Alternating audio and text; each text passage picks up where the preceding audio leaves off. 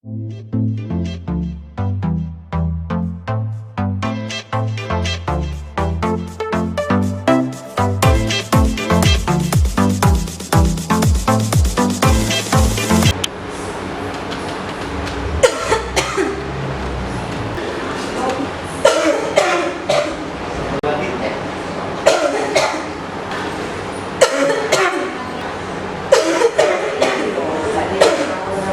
Gio, batuknya nggak boleh gitu. Kita kan punya etika batuk yang baik dan benar. Emangnya gimana? Mau tahu? Etika batuk yang baik dan benar. Tutup mulut dan hidung Anda dengan tisu saat bersin atau batuk.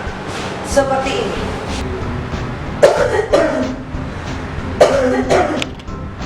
Atau tutup hidung dan mulut Anda dengan lengan, bukan dengan telapak tangan. Seperti ini.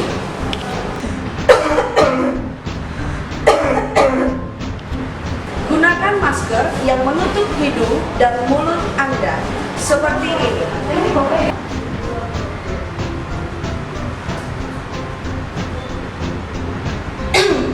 Cuci tangan Anda segera dengan air mengalir dan sabun.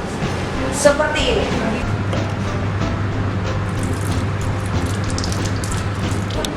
Atau bersihkan tangan Anda dengan alkohol Henra. Seperti ini.